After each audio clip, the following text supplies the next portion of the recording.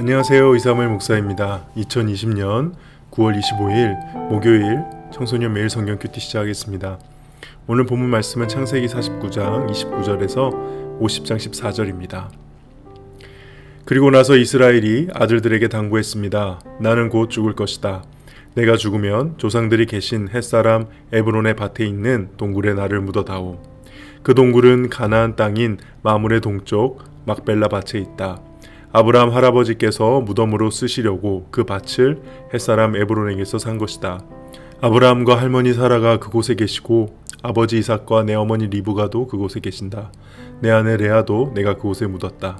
그 밭과 그 동굴은 햇사람에게서 산 것이다. 야곱은 아들들에게 이 말을 하고 나서 자리에 누웠습니다. 야곱은 다리를 침대 위에 올려 바로 누운 뒤 마지막 숨을 거두고 조상들에게로 돌아갔습니다. 야곱이 죽자 요셉은 아버지를 껴안고 울며 입을 맞추었습니다. 요셉은 자기 의사들에게 명령하여 아버지를 장사 지낼 준비를 하게 했습니다. 그러자 요셉의 의사들은 야곱의 시체를 묻을 준비를 했습니다. 의사들이 그 일을 준비하는 데는 모두 40일이 걸렸습니다. 그때는 시체를 묻을 준비를 하는데 보통 그만큼 걸렸습니다. 이집트 사람들은 야곱을 위해 70일 동안을 슬퍼했습니다. 슬퍼하는 기간이 끝나자 요셉이 파라오의 신하들에게 말했습니다. 여러분 괜찮으시다면 파라오에게 이 말씀을 드려주십시오. 내가 아버지가 돌아가실 무렵 나는 아버지에게 한 가지 약속을 했습니다.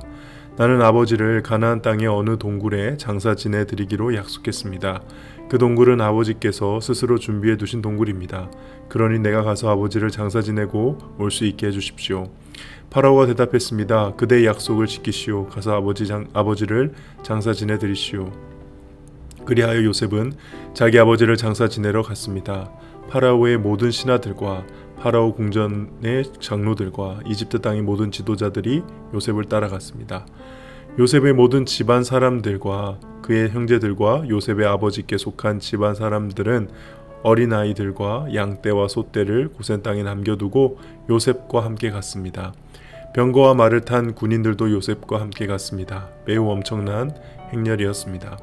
그들은 요단강 동쪽 아닷의 타작마당에 이르렀습니다. 그곳에서 그들은 이스라엘이라고도 부르는 야곱을 위해 큰 소리로 슬프게 울었습니다. 요셉은 아버지를 위해 7일 동안을 슬피 울었습니다.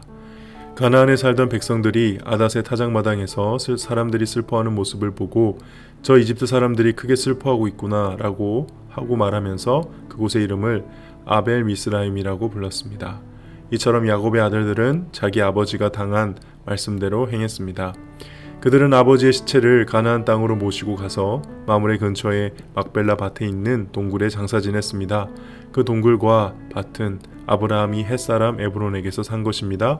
아브라함은 무덤으로 쓰기 위해 그 동굴을 샀습니다. 요셉은 아버지를 장사 지내고 나서 이집트로 돌아갔습니다. 요셉과 함께 갔던 요셉의 형제들과 다른 모든 사람들도 이집트로 돌아갔습니다. 오늘 본문은 야곱의 죽음과 장례식에 대한 내용입니다.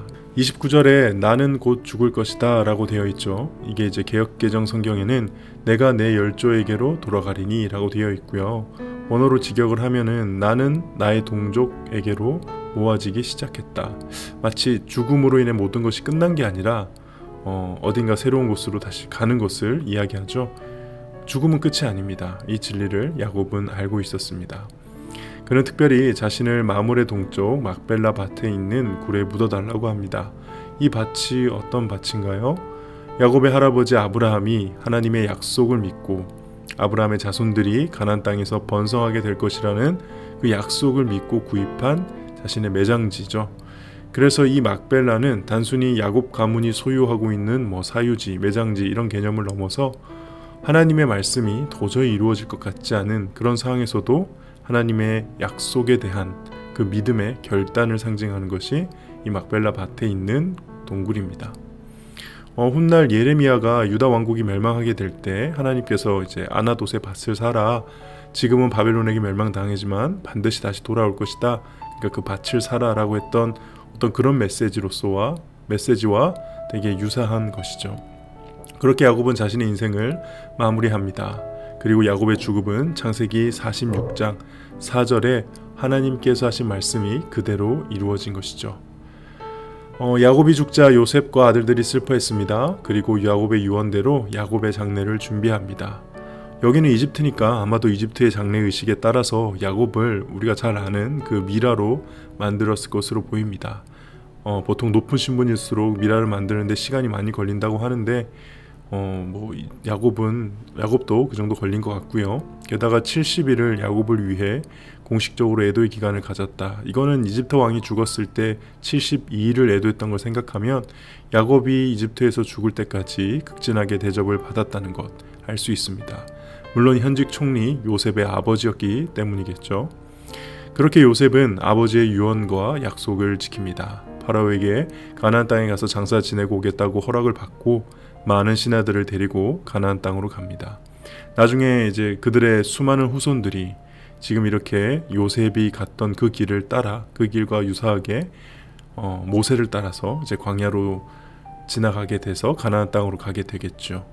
가나안 땅에 도착해서 먼저 요단강 동쪽에 아닷이라는 사람, 아마 당시에 되게 부자였을 것으로 추측이 되는데요. 그 사람의 집에 타작마당에서 7일을 머물며 야곱을 위해 애도하는 시간을 가집니다. 여기서 주목할 점은 요셉이 계속 모든 것을 지금 주관하고 있죠. 당연히 옆에 형들도 있었겠지만 사실상 장자의 노릇을 요셉이 하고 있는 것입니다.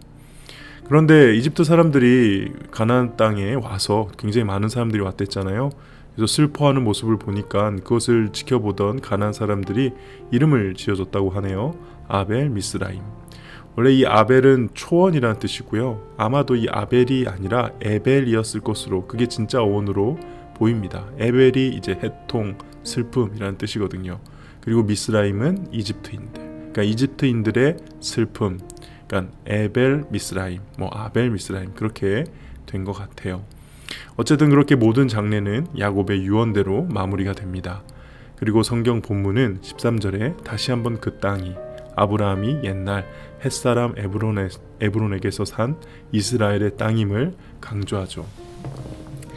오늘 야곱의 죽음과 이 막벨라 밭의 동굴을 좀 같이 묵상해 보면 좋을 것 같습니다. 우여곡절이 참 많았던 야곱의 인생이죠. 욕심도 많았고 고난도 많이 당했고 축복도 받았지만은 또 죽을 위기도 겪었습니다.